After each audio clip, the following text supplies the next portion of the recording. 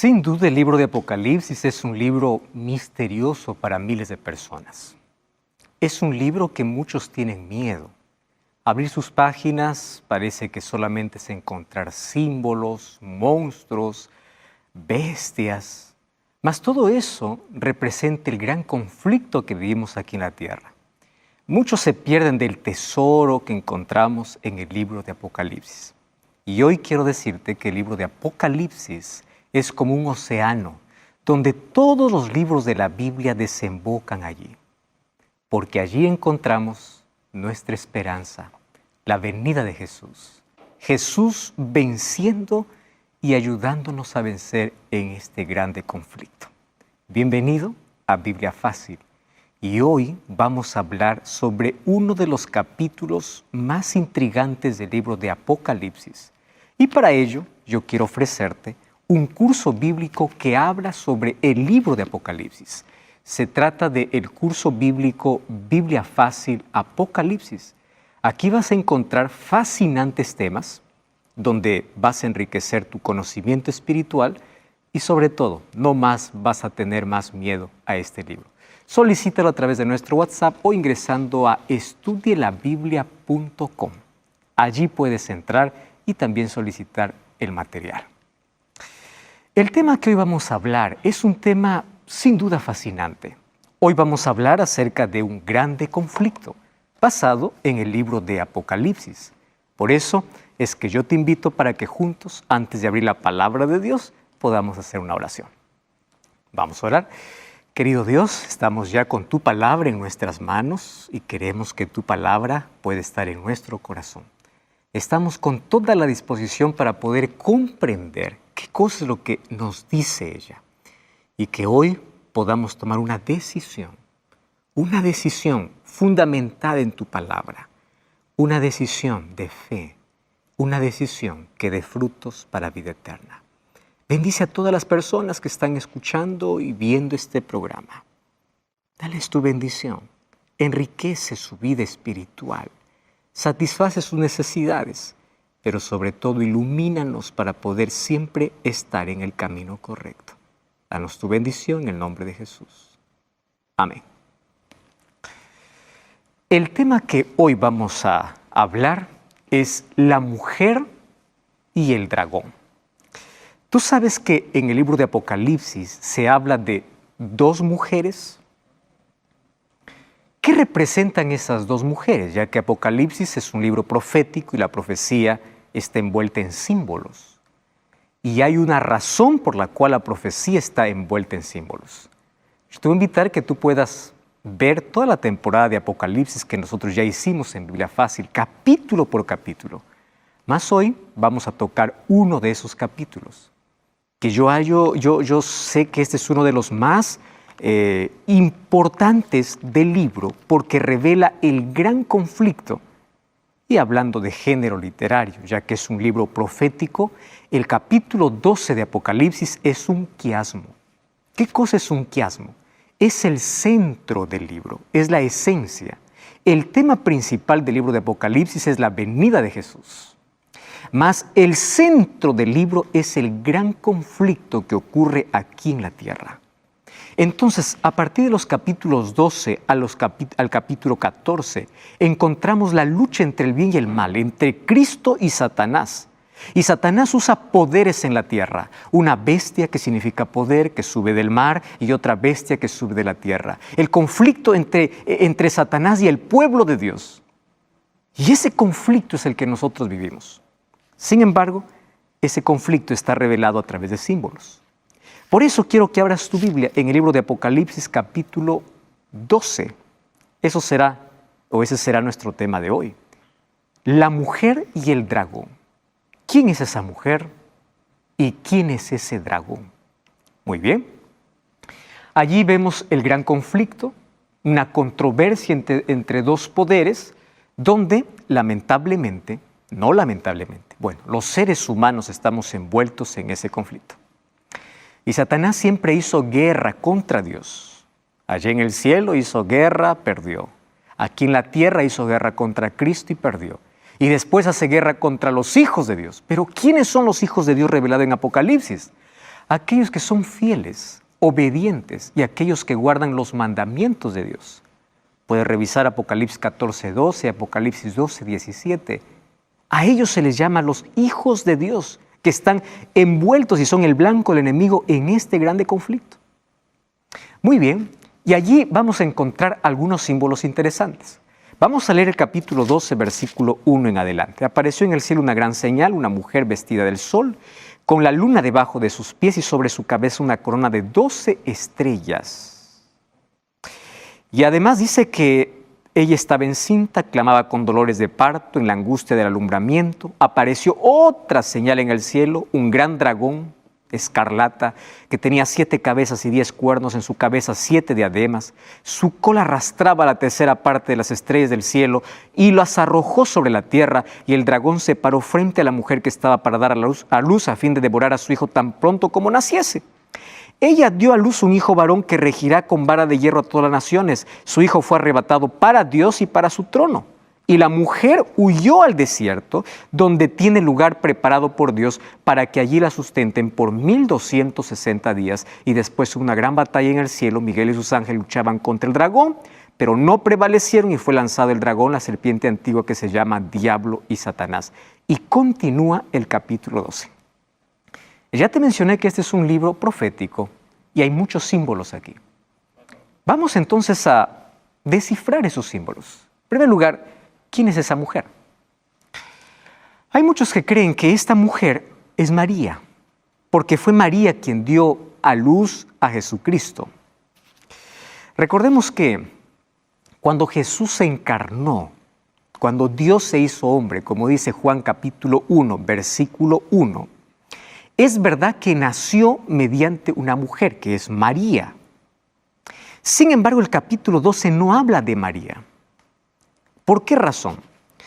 Porque en el versículo 6 dice que esta mujer huyó al desierto, no está hablando de otra. O sea, esta misma que dio a luz a ese hijo varón que representa a Jesús, huye al desierto donde tiene preparado por Dios por 1260 días. La pregunta es, ¿en qué momento María estuvo en el desierto por 1260 días? Entonces este es un símbolo que representa algo o alguien. En la Biblia, especialmente en profecía, mujer representa iglesia. Entonces, aquí está hablando que Jesús vino a nacer, es verdad, nació por María, pero mediante una mujer que representa a la iglesia, mediante su pueblo. Por eso es que la promesa que Dios le dio a Eva en el jardín del Edén, cuando le dice a Eva, enemistad pongo entre ti y la mujer en Génesis 3:15, entre tú y la simiente tuya, es verdad que está hablando a Eva, pero no fue Eva quien dio a luz al Mesías. Eva estaba representando a todo el pueblo de Dios. Y mediante ese pueblo, ¿quién vendría? Jesucristo. Por eso es que Satanás siempre quiso intervenir en los planes de Dios, quiso impedir que Jesús venga a nacer. Por eso es que desviaba al pueblo de Dios siempre a la apostasía. Quería destruir al pueblo de Dios, los llevaba cautivos, los maltrataba, quería desaparecer al pueblo de Dios porque no quería que venga el descendiente de la mujer. ¿Qué representa mujer? Iglesia. A través del pueblo de Dios vendría el Mesías. Muy bien.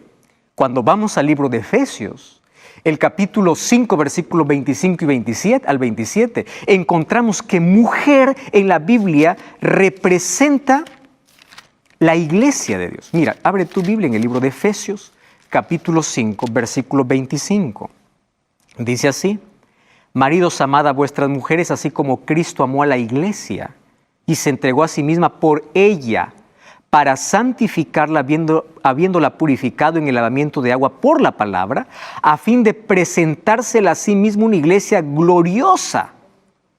Una mujer representando una iglesia. Entonces dice, ama a tu mujer, así como Cristo ama su iglesia. ¿Qué comparación? Entonces, una mujer pura, una mujer gloriosa, es la iglesia, el pueblo de Dios. Otra cosa.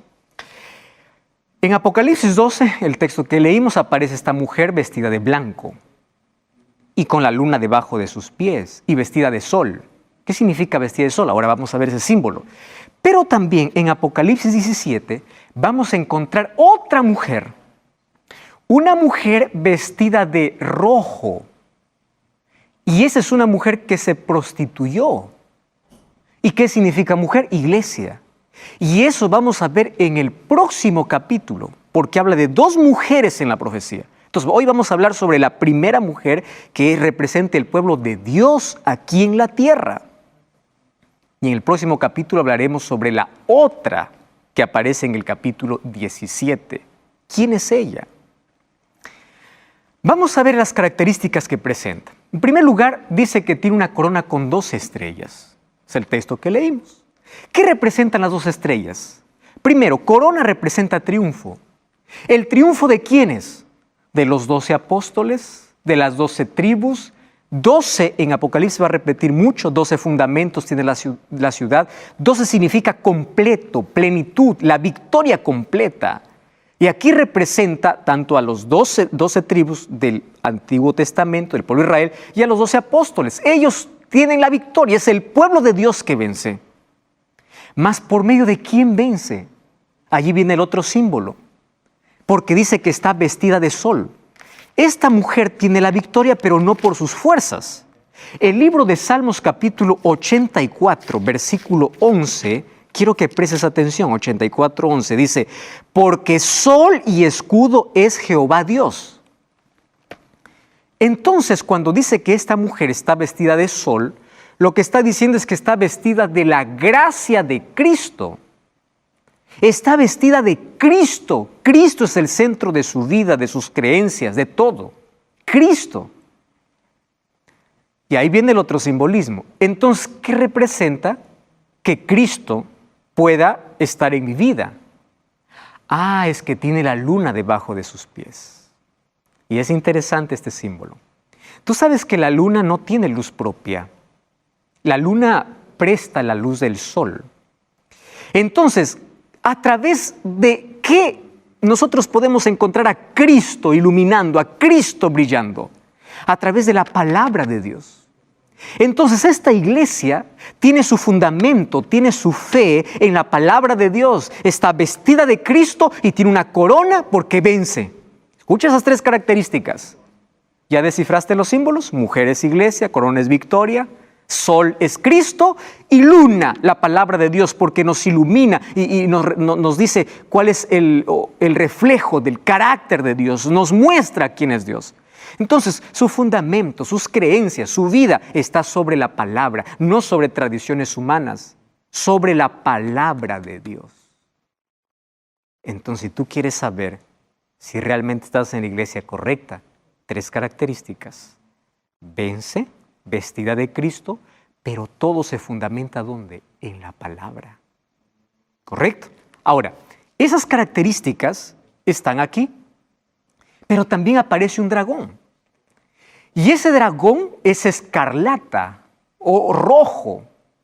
¿Por qué? Rojo significa opresión, como también representa sangre. En este caso, persecución, porque este dragón persigue. Entonces dice que tenía 7 cabezas y 10 cuernos, y en su cabeza tenía 7 diademas. ¡Wow! ¡Qué tremendo! ¿Qué me llama la atención? Este dragón, ¿qué cosa tenía? 7 diademas. Ajá. Mira lo que hace el dragón. Apocalipsis capítulo 19, vamos a Apocalipsis capítulo 19, versículo 12. Hay una declaración importantísima, hablando acerca de Jesús. Dice que sus ojos eran como llamas de fuego y había en su cabeza muchas diademas. O sea, este dragón lo que está imitando es a Cristo. Así como Cristo está representado con diademas en su cabeza, Él también quiere ser representado así. Porque Satanás falsifica todo. ¿Entendiste? Todo. Ahora, otra cosa, tiene 7 cabezas. Esas cabezas en la Biblia representa poder, reino, porque tiene cuernos, significa poder. Cabezas, reinos.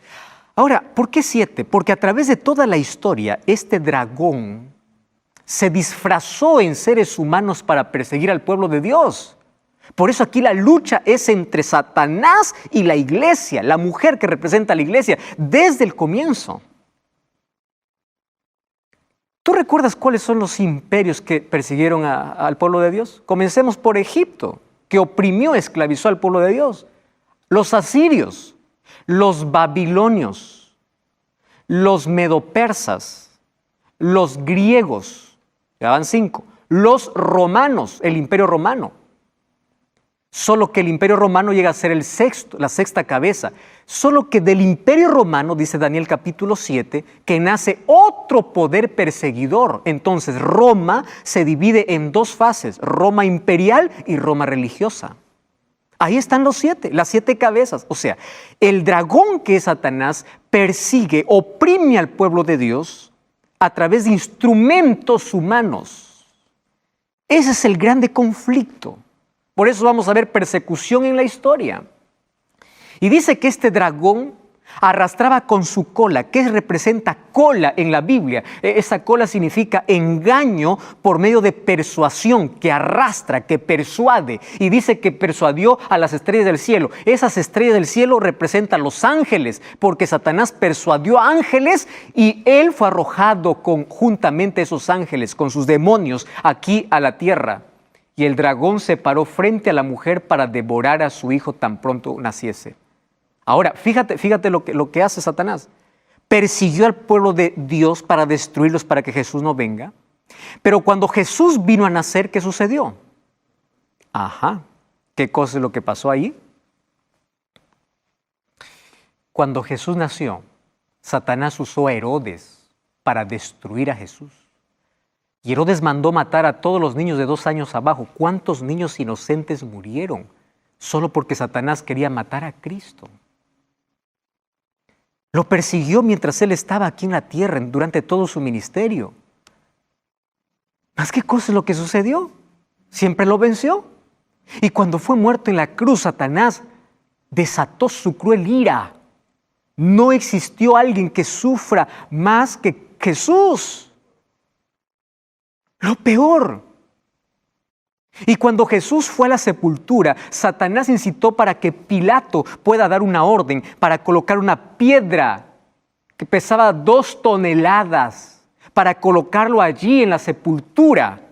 ¿Sabes por qué? Para impedir que Jesús resucite. Pero cada vez que Satanás se enfrenta a Jesús, siempre pierde. Gloria a Dios. Él siempre vence. Cristo es el vencedor. Entonces Satanás, como cada vez que quiere enfrentarse a Jesús, siempre sale derrotado, ahora cambia de estrategia. Y dice, bueno, ya no lo pude vencer a él, pero yo sé a quién puedo vencer. ¿A quién? A su iglesia. Y esta iglesia aquí está representada con una mujer. Por eso es que el versículo 5 dice que ella dio a luz un varón. Cristo vino a través de su pueblo, y obviamente que ahí aparece María, pero aquí no específicamente María representa a esta mujer, que regirá con varón de hierro todas las naciones, y su hijo fue arrebatado para ir de su trono. Está hablando de que Cristo finalmente venció y fue para el cielo. Ahora, cuando Cristo murió, fue el punto culminante donde Satanás vio su derrota completa. Y allí habla que hubo una batalla en el cielo. ¿Mas por qué es colocado este texto allí? Porque antes de la muerte de Cristo, Satanás todavía incluso podía ingresar al cielo como un intruso. ¿Tú te acuerdas ese diálogo de el libro de Job? Cuando Dios le pregunta, ¿de dónde viene Satán? Eso fue después de la caída. ¿Qué hacía Satanás ahí? Pero cuando Cristo murió, se selló para siempre. Fue arrojado completamente Satanás y sus ángeles. Incluso allí se coloca, ¿quién es este dragón? Y este dragón es representado por 3 nombres. ¿Cuáles son los 3 nombres? Dice, fue arrojado el dragón, la serpiente antigua, que se llama Diablo y Satanás. ¿Por qué 3 nombres lo coloca? Serpiente porque es la misma que engañó a Eva, no la serpiente, Satanás usando la serpiente. ¿Por qué lo coloca diablo? Diablo significa acusador. Por eso hay muchas personas que siempre les gusta acusar. Tengan cuidado de no ser instrumentos de... Eso significa diablo. Calumniador, acusador. ¿Y qué significa Satanás? Adversario. Entonces aquí está colocando las 3 características de Satanás. Ya fue arrojado, ¿quién? El mentiroso, la serpiente mentirosa. Número 2, el acusador. Y número 3, el adversario. Además, dice que finalmente el dragón persigue a la mujer. Por eso te mencioné al comienzo que esta mujer no es María. Ya leímos Apocalipsis capítulo 12, versículo 6. Dice que persigue a la mujer. Y esta mujer huye al desierto por 1260 días. Muy bien. Vamos a leer el versículo 13 y versículo 14. Y cuando vio el dragón que había sido arrojado a la tierra, persiguió a la mujer que había dado a luz al hijo varón. ¿Te das cuenta que no está hablando de María, sino de un pueblo? Persiguió. ¿Y cómo lo persiguió? Y dice así, se le dieron alas a la mujer, 2 alas de águila, para que volase delante de la serpiente. ¿A dónde? No dice al cielo, al desierto, a un lugar donde es sustentada por tiempo, tiempos y la mitad de un tiempo. Aquí hay una profecía de tiempo. ¿Qué representa esta profecía? Primero dice que fue llevada al desierto por 1260. Y aquí dice por tiempo, tiempos y la mitad de un tiempo. Si nosotros vamos al capítulo 13, dice que por 42 meses el dragón persigue a la mujer. Entonces, en la Biblia hay una profecía que representa el mismo tiempo. Tiempo, tiempos y la mitad de un tiempo. 42 meses o 1260 días. Es el mismo periodo de tiempo. Daniel capítulo 7 habla de tiempo, tiempos y la mitad de un tiempo. Apocalipsis 12 habla de tiempo, tiempos y la mitad de un tiempo. Y también 1260 y Apocalipsis 13 habla de 42 meses. Entonces, ¿qué representa esto? A ver, te voy a explicar así. Un tiempo equivale a un año. 2 tiempos, 2 años. Medio tiempo, medio año. Sumas todo, son 3 años y medio. 3 años y medio, ¿cuántos meses son? Un año trae 12 meses. 2 años, 24 meses. 24 más 12, 36. Medio año, 6 meses. 36 más 6, 42. O sea, tiempo, tiempos y mitad de un tiempo es igual a 42 meses. Porque 3 años y medio da 42 meses. Si a los 42 meses tú lo multiplicas por 30 días que tiene cada mes, ¿cuánto es 42 por 30? 1260. Por eso es que la profecía de tiempo, tiempos y mitad de un tiempo, 1260 días o 42 meses, es el mismo periodo de tiempo. ¿Y cuándo ocurrió eso? Satanás usa a la mujer, a la iglesia, para perseguir a través de un poder religioso. Recuerda la Edad Media, donde se perseguían los herejes. ¿Y quiénes eran los herejes? Los herejes eran aquellos que no se sometían al obispo de Roma. Aquellos que querían ser fieles a la palabra de Dios eran muertos ¿dónde? En la Santa Inquisición. No sé qué tenía de santo. ¿Cuándo comienza ese periodo? En el año 538 y va hasta el año 1798, cuando Alexandre Berthier, el general, enviado por Napoleón Bonaparte, toma prisionero al Papa Pío VI y acabó la persecución porque acabó su poder en 1798. Eso está en la historia. Entonces, Satanás usa ahora un poder para poder perseguir a la mujer. ¿Y esa mujer qué representa? Pues representa a la iglesia. Pero ahí dice 1260 días. Ah, pero en profecía, un día equivale a un año. Números 14:34 y Ezequiel 4:6 dice que un día equivale a un año. Entonces, 1260 días equivale a 1260 años. ¿Y quieres ver cómo se cumple la profecía con exactitud? Suma. ¿Cuánto hay del año 538 a 1798? Exactamente 1260 años. ¿Te das cuenta que es Satanás quien persigue? ¿Es Satanás que está detrás de esta iglesia para desaparecerla? ¿Detrás del pueblo de Dios para acabarlo? Hasta aquí hemos visto algunas características importantísimas. Dice que los fieles se escondieron en las regiones montañosas y desoladas de la tierra. Eso está descrito en la historia. Por eso dice que la mujer huyó al desierto. ¿Desierto qué cosa representa? Desierto representa los lugares alejados. ¿Recuerdas a los valdenses? Estaban allá en aquellas montañas. ¿Por qué estaban allí? Para salvar su vida. ¿Y por qué?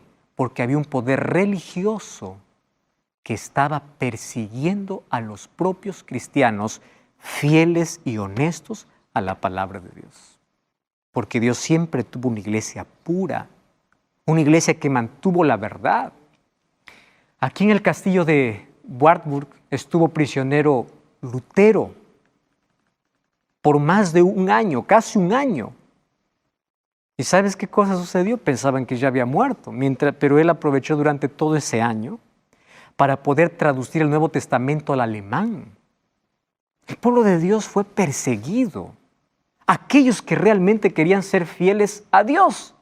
Sin embargo, Apocalipsis capítulo 12, versículo 11, dice así. Presta atención. Ellos han vencido por medio de la sangre del Cordero y de la palabra del testimonio de ellos, y menospreciaron sus vidas hasta la muerte. El pueblo de Dios siempre venció. ¿Estás entendiendo? Siempre venció. ¿Cómo? No por sus fuerzas, por medio de la sangre del Cordero. No cambies el canal. Vamos a una brevísima pausa y ya estamos de regreso. Biblia Fácil.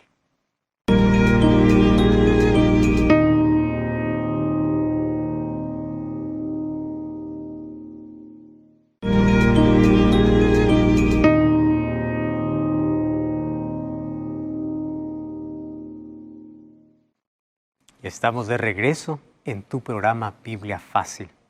Hoy hablando acerca de una profecía importantísima donde revela el mayor conflicto de la historia. Un conflicto que comenzó en el cielo, se trasladó a la tierra, donde todos estamos envueltos, pero gracias a Dios que podemos ser vencedores. Ya en los capítulos anteriores de este programa, hemos hablado cómo podemos vencer. Y nuestra única victoria está en Cristo. No se trata de nuestras fuerzas, de nuestra capacidad, se trata de Cristo. Ahora, Apocalipsis capítulo 12, versículo 11 fue el texto que acabamos de leer. Mas hay algo que me llama poderosamente allí la atención cuando dice que cuando Satanás fue arrojado, aquel que acusaba, dice que el pueblo de Dios ha vencido por medio de la sangre del Cordero y de la palabra del testimonio de ellos, a tal punto de menospreciar hasta sus propias vidas. ¿Sabes que llegar a este punto significa que Cristo llega a ser el centro de todo? Tanto así que Cristo es más importante para ti que cualquier tesoro, que cualquier riqueza, que cualquier persona. Y hoy encontramos infelizmente a muchas personas abandonando la fe y abandonando a Cristo. ¿Por qué? Por un poco de dinero, por un poco de fama, por un poco de placer, por resentimiento, por una persona, por un trabajo, por una carrera. Estas personas dieron su propia vida por causa de Cristo, porque Cristo llegó a ser lo más importante para ellos. Ellos son vencedores por eso. Y Dios les dio la victoria. Ellos han vencido por medio de la sangre del Cordero. Satanás siempre intentó no solamente perseguir, sino destruir, acabar con el pueblo de Dios, pero no lo logró.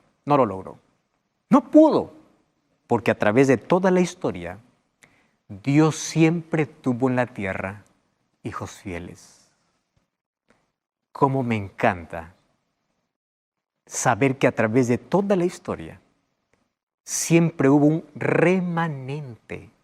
Porque aquí en Apocalipsis capítulo 12 vas a encontrar que de esta mujer, de esta iglesia, viene un remanente. ¿Qué significa un remanente? Unos pocos. No son muchos. Y Satanás ahora está enfurecido con esos pocos. O sea, este pueblo que preservó la Biblia, que era fiel a la palabra de Dios, que estaba ya escondido durante la Edad Media por 1260 años, luego aparece en el escenario como un remanente. O sea, son pocos. Vamos a ver ahora cómo a través de toda la historia Dios tiene un pueblo, un remanente. Por eso, no mires la cantidad, mira la fidelidad de la iglesia. Porque a veces la mayoría son los perdidos. No a veces, por lo menos en la Biblia. La mayoría son los perdidos. La verdadera iglesia, aunque fue perseguida, sobreviviría y produciría un remanente. Solo que este remanente tiene dos características. Y esas características dice la Biblia.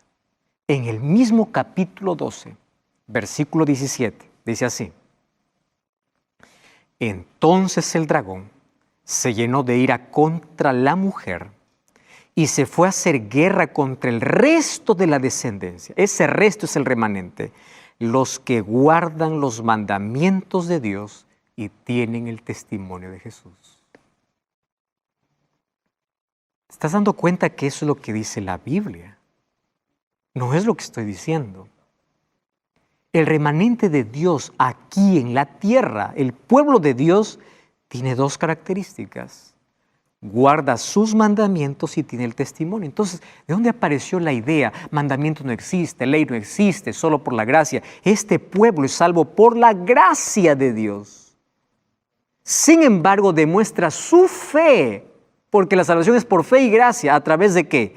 De adoración, de fidelidad y de obediencia. Apocalipsis capítulo 14, versículo 12 dice así: aquí está la paciencia de los santos. Otra vez se repite, los que guardan los mandamientos de Dios y la fe de Jesús. O sea, tienen fe y guardan sus mandamientos. Pastor, ¿acaso no somos salvos por fe y gracia? Sí, pero la gracia está extendida de Dios para el ser humano. El problema es la respuesta del humano ante la gracia divina.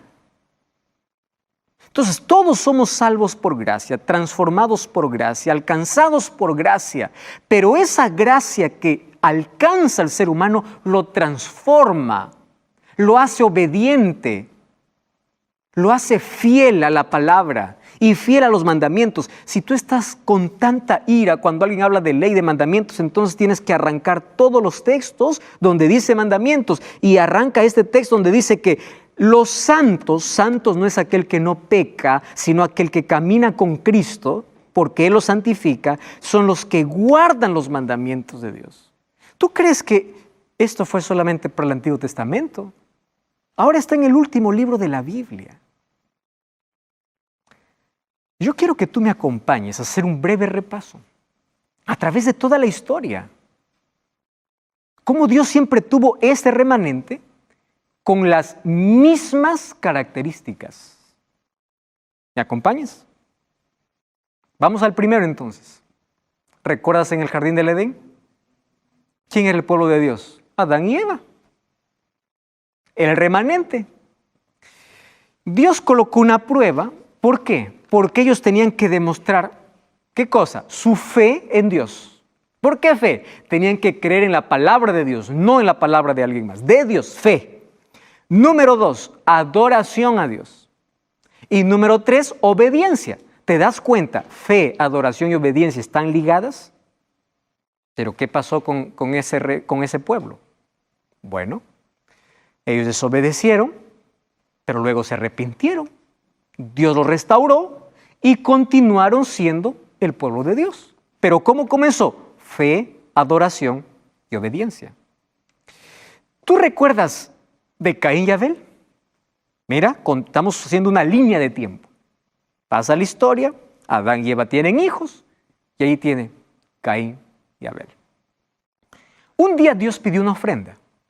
¿Por qué? Porque a través de la ofrenda, ¿qué cosa tenían que revelar? Fe, adoración y obediencia. Otra vez las tres cosas.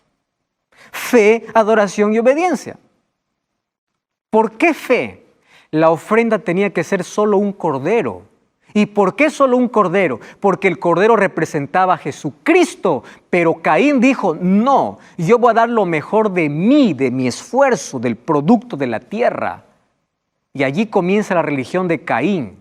Tú me pides una cosa, pero yo te doy lo que quiero. Al final quiero que me aceptes como yo quiero, no como tú quieres. Y desde allí comienzan dos pueblos. Mientras que Abel demostró fe, ¿qué más? Adoración, ¿qué más? Obediencia, Caín no. Entonces yo te hago la pregunta, ¿tu religión es la de Caín o la de Abel? Alguien puede decir, no, mi religión es la de Cristo. Va a ser la misma, fe, adoración y obediencia. Pero cuando estoy diciendo de Caín y Abel, estoy hablando de características. ¿Eres fiel? ¿Tienes fe? ¿Adoras realmente a Dios? ¿Eres obediente a los mandamientos de Dios? Porque es la característica del remanente en el tiempo del fin. Cuando nosotros avanzamos, vemos que en el capítulo 6 de Génesis encontramos ya los hijos de Dios y las hijas de los hombres. ¿A quiénes se les llama los hijos de Dios? Aquellos que son fieles a Dios. Y los hijos de los hombres, aquellos desobedientes, aquellos que hacen su propia voluntad. Entonces, desde allí ya tenemos dos pueblos, dos comandantes, dos iglesias. Desde allí. Si nosotros avanzamos en la historia, encontramos a Noé. Noé era el remanente. En medio de un mundo de tanta corrupción, de tanta violencia, de tanta inmoralidad, hay un remanente, que es una familia, Noé y su familia. Y él tenía que cumplir las características para ser remanente. ¿Cuáles son? Fe, adoración y obediencia. Fe. Dios le dijo, va a llover. ¿Tú sabías que en el tiempo de Noé no cayó una gota de agua del cielo? La tierra era regada por un rocío, por un vapor que salía de la misma tierra. Nunca había caído una gota de agua. Entonces, para creer que va a llover hay que tener fe, ejercer fe en la palabra de Dios. Y claro que él era un adorador de Dios. Y finalmente le dice, hazte un arca. ¿Qué cosa hizo él? Obediencia. Nuevamente, fe, adoración y obediencia. Las características del pueblo en el tiempo del fin fueron las mismas desde el jardín del Edén. Obediencia. Entonces, entre un mundo de inmoralidad, cuando Dios decide destruir este planeta para poder recrear, rehacer, aparece el remanente. ¿Quién? Noé y su familia. 120 años predicó, algunos primero se arrepintieron, luego volvieron, pero finalmente quien quedó dentro del arca fue Noé, su familia y los animales que fueron preservados. Entonces ahí viene la pregunta, ¿dónde estás? ¿Dentro del arca o fuera del arca? Si estás dentro del arca, fe, adoración y obediencia. Si queremos continuar allí en la historia, encontramos a Abraham. Abraham era un fiel adorador de Dios en medio de una nación idólatra, Ur de los caldeos. Ahí adoraba a Dios. Ya tiene una característica. Pero tenía que ejercer ¿qué cosa? Fe y obediencia. Entonces en Génesis capítulo 12, versículo 1, Dios le dice a Abraham, sal de tu tierra y de tu parentela. ¿A dónde? Obedece. Ofréceme a tu hijo. Obedece. Entonces, nuevamente las características, adorador a Dios, fe y obediencia.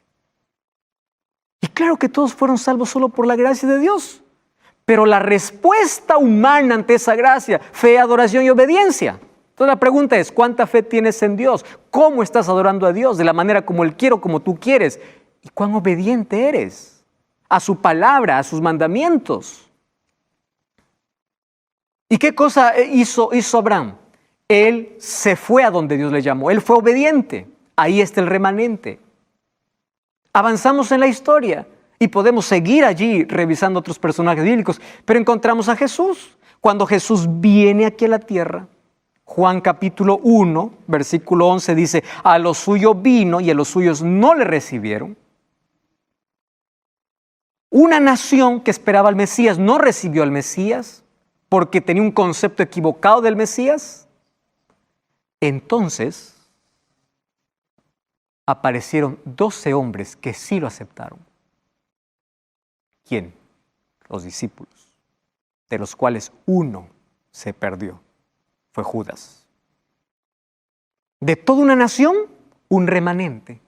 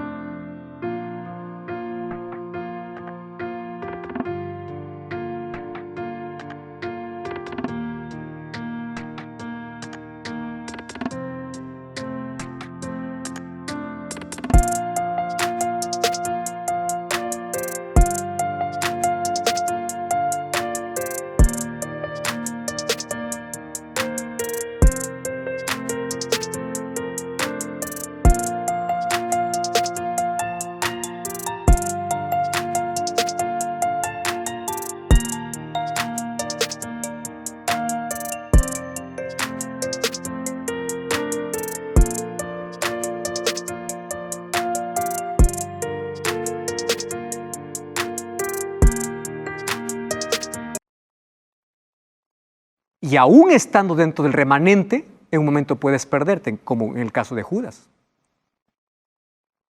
Va a depender de tu relacionamiento con Cristo mientras estés en el remanente. Y con ellos comenzó la iglesia cristiana. Y las características de la iglesia cristiana: fe, adoración y obediencia. Tanto así que en el último libro de la Biblia, que es Apocalipsis, dice, aquí está la paciencia de los santos, los que guardan los mandamientos de Dios y tienen la fe de Jesús. El dragón se llena de ira contra la mujer. ¿Quiénes son? Contra la descendencia de ella, los que guardan los mandamientos de Dios y tienen el testimonio de Jesús. ¿Está claro cuál es el remanente de Dios aquí en la tierra? Ahora fíjate, el pueblo de Dios siempre existió y siempre tuvo esas características. O sea, siempre fue salvo por gracia, pero siempre ejerció fe en Dios, adoró correctamente a Dios y fue obediente a Dios. Porque la obediencia no excluye la gracia. La gracia no anula la ley. Eso ya vimos en los programas anteriores. Entonces, la Biblia es clara cuando tiene que hablar de remanente, de iglesia, de pueblo de Dios, que representa en el capítulo 12 como una mujer vestida de sol, que tiene la luna debajo de sus pies, que es el fundamento, la palabra de Dios. Lo hace de manera clara. No dice nombre, dice características. Para que el ser humano no se confunda, no ande perdido y a través de las características pueda comprender. Y ahí viene la pregunta. ¿Tú eres parte de ese remanente? ¿Eres fiel? ¿Tienes fe? ¿La gracia de Dios ya transformó tu vida? Todas las iglesias hoy pretenden ser el pueblo de Dios. ¿Es así o no? Todas. Algunas dicen, mira, por este camino está más fácil para llegar al cielo, por ahí está muy complicado, por ahí se da mucha vuelta. Aquí todo es permitido, aquí puedes hacer lo que quieres, aquí la gracia te liberta y tú eres libre para hacer lo que quieres. Aquí no hay ley, aquí no hay reglas. Todas las iglesias dicen ser el pueblo de Dios. Pero la Biblia dice que no todo el que me dice Señor, Señor, entrará en el reino de los cielos. Mateo 7, 21 al 23. Entonces, ¿cómo podemos identificar el pueblo de Dios aquí. Características.